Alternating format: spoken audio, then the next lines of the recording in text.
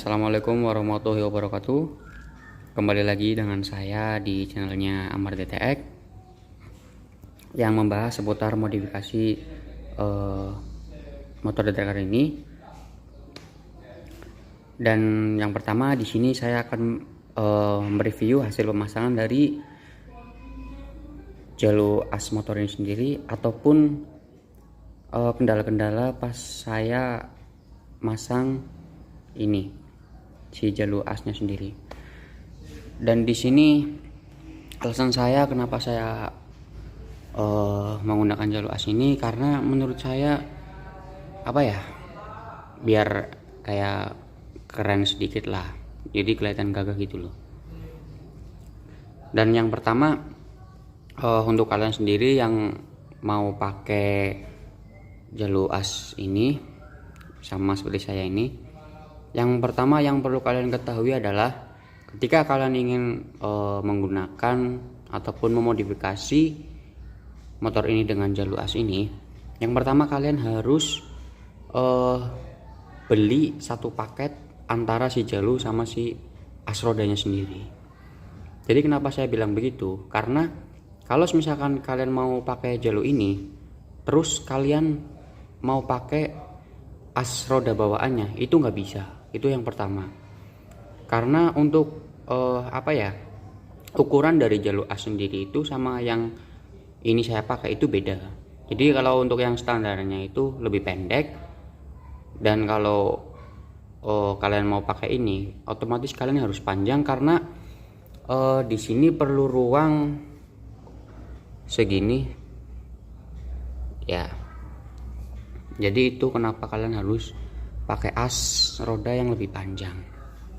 Itu yang perlu kalian ketahui. Dan saran saya kalau kalian mau beli jalur as ini sendiri, itu emang harus benar-benar detail pas belinya gitu loh.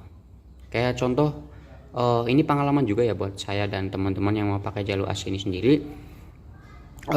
Pas kemarin saya beli di di toko lah ya, itu dari abangnya itu bilangnya PNP ke The Tracker ataupun KLX lah, dan ternyata pas saya aplikasikan ke motor ini itu nggak bisa. Jadi dari as rodanya sendiri itu nggak mau masuk ke laher tromol ini gitu loh, karena kebesaran. Jadi mau nggak mau emang sih ditukar bisa, cuman kan posisi rumah saya ke tokonya itu benar-benar jauh gitu loh. Jadi mending saya ke bengkel terus saya cowak sedikit di bagian as rodanya. Itu juga habis sekitar 20.000 itu untuk satu as roda ya. Jadi saya cowak terus saya pasang, dan alhamdulillah ini bisa kepasang gitu loh. Itu untuk yang pertama. Dan yang kedua, pas kendala saya pakai jalur ini itu ada di bagian bawah sini ya. Dia itu kalau misalkan kalian mau pakai ini, itu di bagian sininya itu harus dicowak dulu ataupun digerenda lah. Jadi buat spek antara si jalur sama si bagian shock bawah ini, kayak misalkan dari sinilah, itu kalian harus menggerenda antara segini nih, kayak gini sedikit lah ya. Mungkin itu sih. Yang kedua, untuk di bagian belakang aman ya. Oh ya, ini saya juga beli satu paket depan belakang plus as rodanya itu kemarin habis sekitar 220, sama pemasangan ya 250 lah intinya gitu. Kalau kalian mau beli yang jenis lain pun juga ada, itu yang plastik ya, yang warna hitam itu. Cuman ini pas kebetulan adanya ini, dan ini juga lebih bagus sih kalau menurut saya, karena ini juga kayak chrome gitulah. Ini juga hasil bubutan juga ini kayaknya.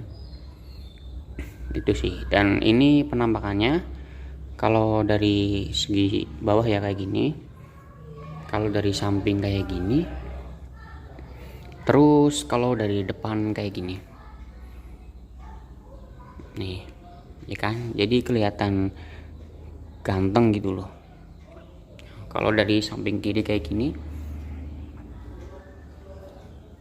terus kita pindah ke bagian belakang ya.